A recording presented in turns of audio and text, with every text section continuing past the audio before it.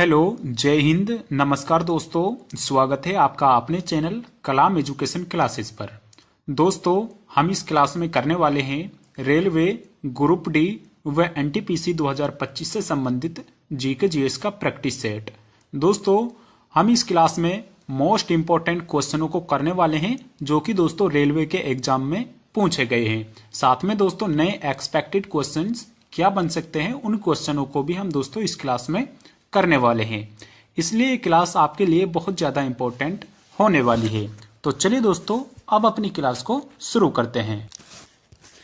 उससे पहले दोस्तों, अगर आप रेलवे ग्रुप डी, एनटीपीसी या दोस्तों रेलवे के किसी भी एग्जाम्स की तैयारी कर रहे हैं तो दोस्तों आपके पास रेलवे की ये 4 बुक्स होना बहुत ज़रूरी है, जिनमें दोस्तों आपको railway maths, railway reasoning, railway general studies व रेलवे जनरल साइंस के दोस्तों प्रीवियस ईयर क्वेश्चंस देखने को मिल जाएंगे।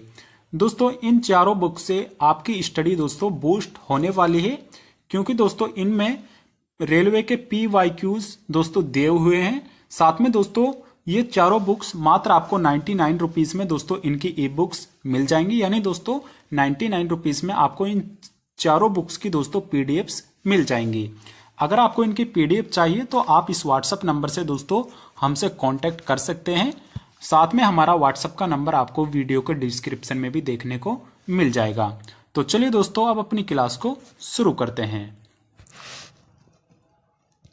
दोस्तों हमारा पहला क्वेश्चन है, कन्नौज के निकट गंगा से कौन सी नदी मिलती है। दोस्तों इंपॉर्टेंट क्वेश्चन है, रेलवे के एग्जाम में दोस्तों पूछा गया है। कन्नौज के निकट दोस्तों गंगा से कौन सी नदी मिलती है। दोस्तों अगर हम गंगा नदी की बात करें तो इसकी लंबाई दोस्तों 2510 किलोमीटर है। साथ में दोस्तों गंगा नदी दोस्तों गंगोत्री ग्लेशियर से निकलती है और दोस्तों कन्नौज के निकट इसमें दोस्तों राम गंगा नदी आकर मिल जाती है। ऑप्शन डी दोस्तों हमारा बिल्कुल राइट आंसर हो जाएगा।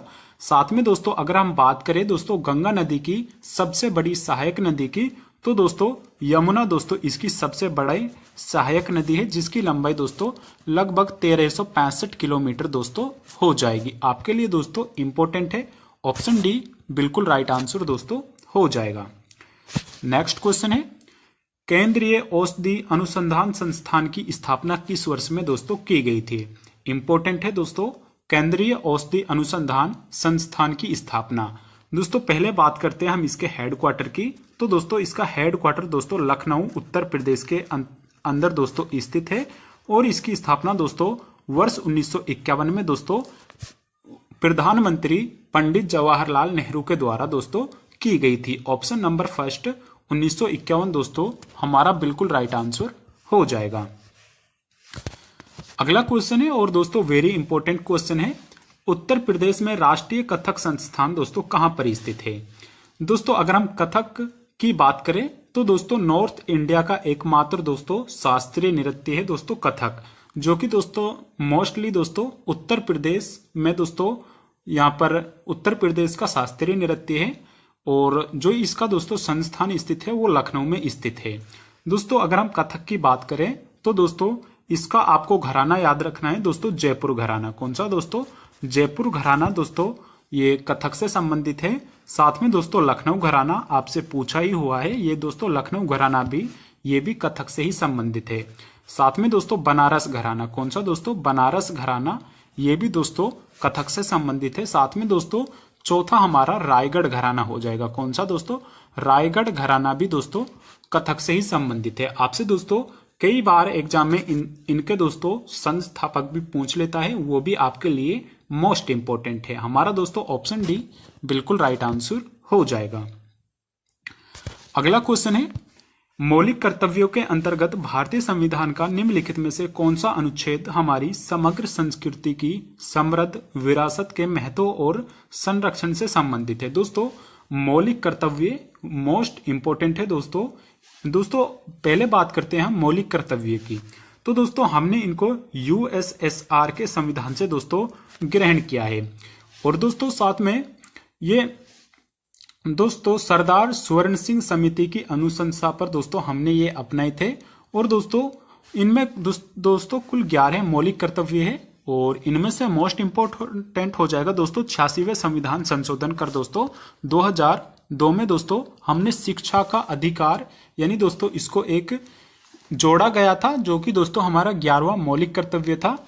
वहीं दोस्तों अगर हम अपने क्वेश्चन की बात करें, हमारी समग्र संस्कृति की समृद्ध विरासत, ये दोस्तों अनुच्छेद 51A दोस्तों F हो जाएगा। वहीं दोस्तों अगर हम बात करें अनुच्छेद 51G की, तो दोस्तों इसमें हमारा पर्यावरण हो जाएगा, यानी दोस्तों ये हमारे पर्यावरण से संबंधित हो जाएगा। अगर दोस्तों हम आर्टिकल 51A(C) की बात करते हैं, तो दोस्तों ये संप्रभुता व अखंडता की बात करता है। वहीं दोस्तों अनुच्छेद 51E यह दोस्तों भाईचारे की बात करता है। आपको दोस्तों ये 11 अनुच्छेद दोस्तों मौलिक कर्तव्य के 100% याद रखने हैं, क्योंकि दोस्तों आपसे क्वेश्चन यहीं से पूछ लिया जाता है। तो चलिए दोस्तों अब अपने अगले क्वेश्चन की ओर बढ़ते हैं। अगला क्वेश्चन है दोस्तों, हमारा अगला क्वेश्चन है, नीति आयोग के नए CEO के रूप में किसे नियुक्त किया गया है। दोस्तों अगर हम बात करें नीति आयोग की, तो इसकी स्थापना दोस्तों 1 जनवरी 2015 में दोस्तों प्रधानमंत्री नरेंद्र मोदी के द्वारा दोस्तों योजना आयोग के स्थान पर की गई थी। वहीं दोस्तों नीति आयोग के दोस्तों नए CEO दोस्तों BVR सुब्रमण्यम को दोस्तों बनाया गया है। ऑप्शन नंबर 4 हमारा दोस्तों बिल्कुल राइट आंसर हो जाएगा। अगला क्वेश्चन है, परिवार नियोजन कार्यक्रम का कार्यान्वयन निम्नलिखित में से किस भारतीय पंचवर्षीय योजना के प्रमुख लक्ष्यों में से एक था। दोस्तों इसको आप इंपॉर्टेंट क्वेश्चनों की श्रेणी में डाल देंगे, क्योंकि दोस्तों इंपॉर्टेंट क्वेश्चन है, 100% आपके एग्जाम में पूछा जाएगा और साथ में दोस्तों पूछा भी गया है। दोस्तों अगर हम परिवार नियोजन कार्यक्रम की बात करें, तो दोस्तों इसकी शुरुआत दोस्तों 1952 में दोस्तों की गई थी। और दोस्तों जो इसका यहाँ पर मुख्य लक्ष्य रखा गया था, वो दोस्तों 4th पंचवर्षीय योजना के अंतर्गत दोस्तों रखा गया था, जिसकी अवधि दोस्तों 1969 से लेकर दोस्तों 1974 तक थी। यानी दोस्तों ये हमारी 4थी पंचवर्षीय योजना का दोस्तों मुख्य लक्ष्य इसको रखा गया था। और दोस्तों अगर हम बात करें 4थी पंचवर्षीय योजना, इसका बिल्कुल राइट आंसर हो जाएगा। साथ में दोस्तों 4थी पंचवर्षीय योजना में दोस्तों 14 बैंकों का राष्ट्रीयकरण भी किया गया था। आपको ये भी याद रखना है दोस्तों, वर्ष 1969 में दोस्तों हमारी प्रधानमंत्री इंदिरा गांधी द्वारा दोस्तों 1969 में 14 बैंकों का दोस्तों राष्ट्रीयकरण यानी दोस्तों नेशनलाइजेशन किया गया था। वहीं दोस्तों 1970 में आपको याद रखना है दोस्तों, 1970 में दोस्तों श्वेत क्रांति की भी दोस्तों शुरुआत हुई थी। आपको दोस्तों यह फैक्ट भी याद रखने हैं। 1969 में दोस्तों 14 बैंकों का दोस्तों राष्ट्रीयकरण किया गया। साथ में दोस्तों 1970 में दोस्तों श्वेत क्रांति की दोस्तों शुरुआत की गई थी। ऑप्शन दोस्तों हमारा फर्स्ट यानी 4थी पंचवर्षीय योजना बिल्कुल राइट आंसर हो जाएगा। अगला क्वेश्चन है, जल्लीकट्टू निम्नलिखित में से किस त्योहार की एक विशेषता है। दोस्तों जल्लीकट्टू ये दोस्तों एक भैंसों की लड़ाई होती है। और दोस्तों ये तमिलनाडु के अंदर, कहां पर दोस्तों, तमिलनाडु के अंदर दोस्तों ये फेस्टिवल दोस्तों सेलिब्रेट किया जाता है और इसको दोस्तों पोंगल यहां पर माना जाता है। ऑप्शन नंबर सी दोस्तों पोंगल हमारा बिल्कुल राइट आंसर हो जाएगा। दोस्तों अगर हम विशु की बात करें, तो ये दोस्तों को केरला का न्यू ईयर इसको कहा जाता है विशु को। बिहू दोस्तों असम से संबंधित हो जाएगा। ऑप्शन नंबर 3 दोस्तों पोंगल हमारा बिल्कुल राइट आंसर हो जाएगा। अगला क्वेश्चन है, भारतीय संविधान के निम्नलिखित में से किस अनुच्छेद का उल्लेख समानता के अधिकार के अंतर्गत दोस्तों किया गया है। इंपॉर्टेंट क्वेश्चन है दोस्तों, भारतीय संविधान का निम्नलिखित में से किस अनुच्छेद का उल्लेख समानता के अधिकार के अंतर्गत किया गया है। ऑप्शन है जीवन और व्यक्तिगत स्वतंत्रता की सुरक्षा, या दोस्तों शिक्षा का अधिकार, धार्मिक मामलों का प्रबंधन करने की स्वतंत्रता, या दोस्तों उपाधियों का उन्मूलन। दोस्तों अगर हम बात करें जीवन और व्यक्तिगत स्वतंत्रता की सुरक्षा, तो ये दोस्तों आर्टिकल 21 के अंतर्गत दोस्तों बताया गया है। वहीं दोस्तों शिक्षा का अधिकार, ये दोस्तों हमारा आर्टिकल 21A हो जाएगा। वहीं दोस्तों धार्मिक मामलों के प्रबंधन की स्वतंत्रता, तो ये दोस्तों आर्टिकल 26 के अंतर्गत दी हुई है। वहीं अगर हम उपाधियों के उन्मूलन की बात करेंगे, तो ये आर्टिकल 18 हो जाएगा, जो कि दोस्तों समानता के अधिकार दोस्तों हमारा हो जाएगा।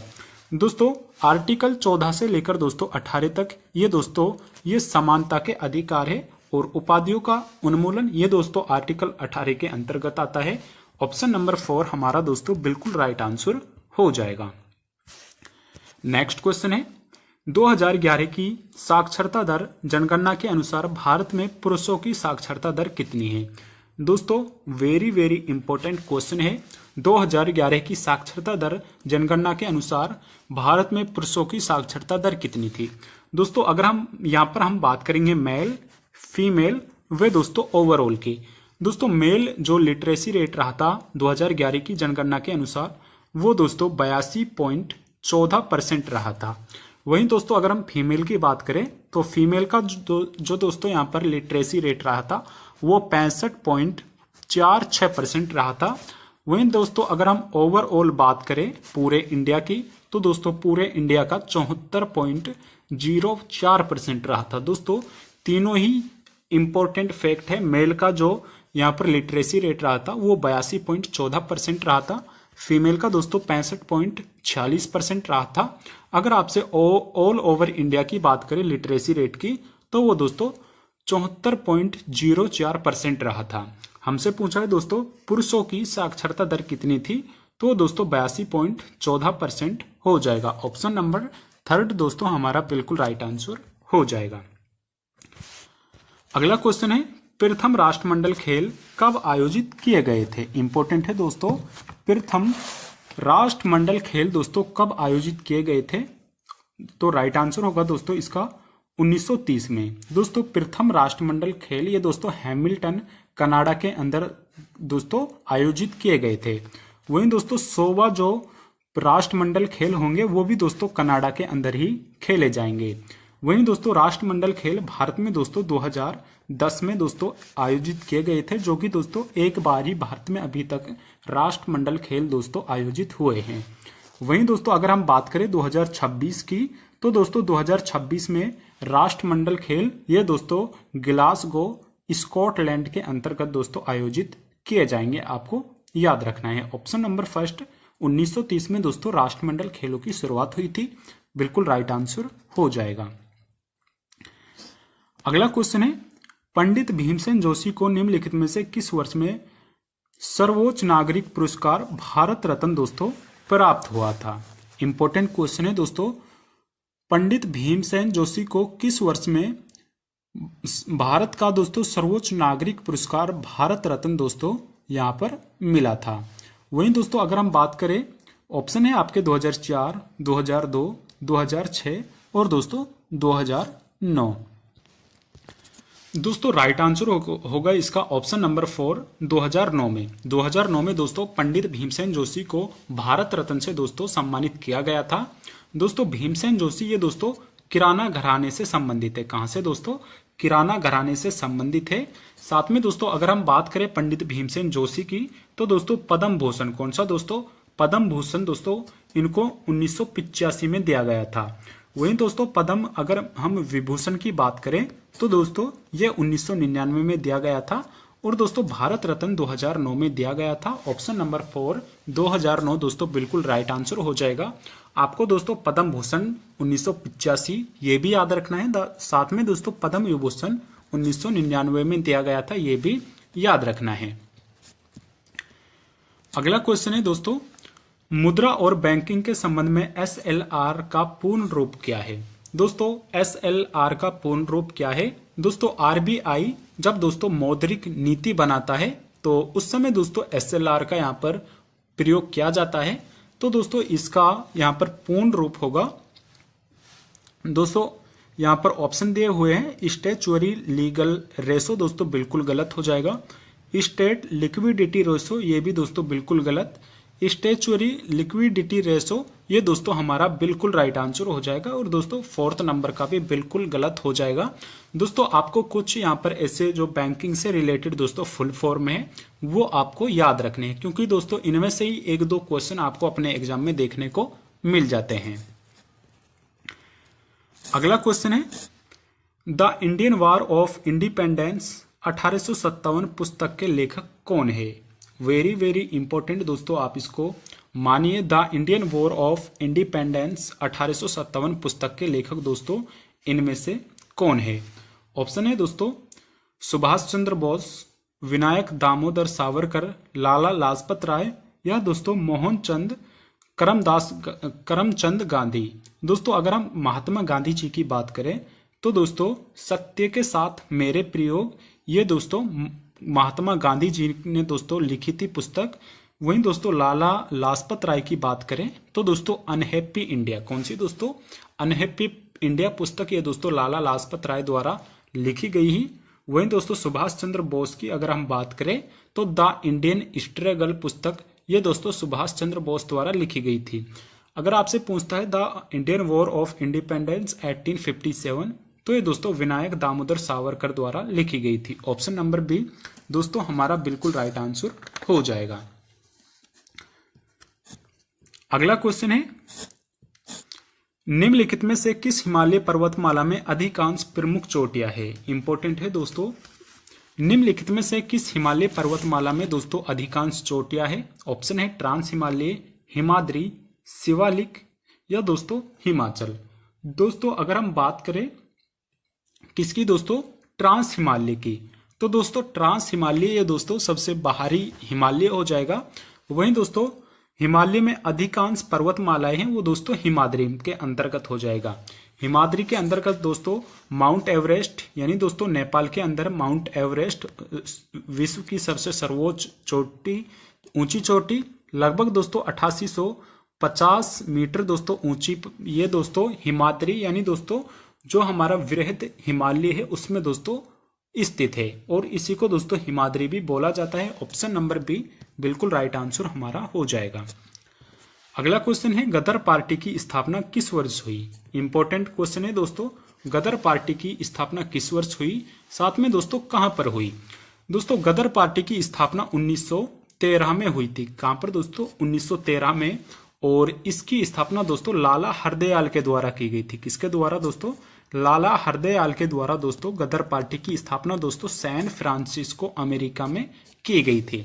कब दोस्तों? गदर पार्टी की स्थापना 1913 में लाला हरदयाल के द्वारा सैन फ्रांसिस्को अमेरिका में दोस्तों की गई थी। इंपॉर्टेंट क्वेश्चन है दोस्तों आपके एग्जाम के लिए। अगला क्वेश्चन है, बहमनी राज्य का पहला शासक कौन था? इंपॉर्टेंट है दोस्तों, पहले बात करेंगे दोस्तों हम बहमनी साम्राज्य की। इसकी स्थापना दोस्तों वर्ष 1347 ईस्वी में दोस्तों अलाउद्दीन बहमन शाह के द्वारा की गई थी। ऑप्शन नंबर सेकंड दोस्तों अलाउद्दीन बहमन शाह हमारा बिल्कुल राइट आंसर हो जाएगा, जिन्होंने दोस्तों बहमनी राज्य, जो दोस्तों बहमनी राज्य के संस्थापक भी थे, और उनकी संस्थापना दोस्तों 1347 में दोस्तों की गई थी। अगला क्वेश्चन है, भारतीय रेगिस्तान पश्चिमी क्षेत्र में स्थित है। दोस्तों भारतीय रेगिस्तान किसके पश्चिमी क्षेत्र में स्थित है? नीलगिरी की पहाड़ियों के, हिमाद्री के, अरावली की पहाड़ियों के या दोस्तों कैमूर की पहाड़ियों के? दोस्तों अगर हम बात करें भारतीय रेगिस्तान, जो दोस्तों यहाँ पर राजस्थान में ज्यादातर 90% दोस्तों पड़ता है, तो वो दोस्तों अरावली की पहाड़ियों के दोस्तों पश्चिम में स्थित है। ऑप्शन नंबर थर्ड हमारा बिल्कुल राइट आंसर हो जाएगा। अगला क्वेश्चन है, लावणी लोक नृत्य मुख्य रूप से किस राज्य से संबंधित है? दोस्तों लावणी नृत्य दोस्तों महाराष्ट्र से संबंधित है। साथ में दोस्तों महाराष्ट्र से संबंधित कुछ अन्य नृत्यों की बात करें तो दोस्तों तमाशा नृत्य, कोली नृत्य, नकटा नृत्य, गफा नृत्य, ये दोस्तों महाराष्ट्र से संबंधित है। वहीं दोस्तों गुजरात से डांडिया नृत्य, रासलीला, भवई, जुरेथुन, ये दोस्तों गुजरात से संबंधित हो जाएंगे। अगला क्वेश्चन है दोस्तों हमारा अगला क्वेश्चन है, भारत का उपराष्ट्रपति बनने के लिए न्यूनतम आयु कितनी होनी चाहिए? दोस्तों भारत में उपराष्ट्रपति या दोस्तों राष्ट्रपति बनने के लिए न्यूनतम आयु कितनी होनी चाहिए? तो दोस्तों 35 वर्ष यानी दोस्तों 35 वर्ष न्यूनतम आपकी आयु होनी चाहिए अगर आपको भारत में राष्ट्रपति या उपराष्ट्रपति बनना है। वहीं दोस्तों अगर आपको दोस्तों मुख्यमंत्री बनना है तो दोस्तों आपकी जो मिनिमम आयु है वो दोस्तों 25 वर्ष होनी चाहिए। कितनी दोस्तों? 25 वर्ष मुख्यमंत्री या दोस्तों एमएलए बनने की आपकी मिनिमम होनी चाहिए। वहीं दोस्तों अगर आप राज्यसभा के सदस्य बनने चाहते हैं तो आपकी मिनिमम आयु दोस्तों 30 वर्ष होनी चाहिए। वही दोस्तों हमारी क्लास का अंतिम क्वेश्चन है, सांभर लवण झील इनमें से कहां पर स्थित है। दोस्तों इसका आंसर आपको कमेंट बॉक्स में करके बताना है। दोस्तों सांभर झील दोस्तों किस राज्य में स्थित है। दोस्तों अगर आपको क्लास पसंद आई है तो इसको एक लाइक जरूर करिएगा। वे चैनल पर नए हैं तो दोस्तों चैनल को भी सब्सक्राइब जरूर कर ले। धन्यवाद।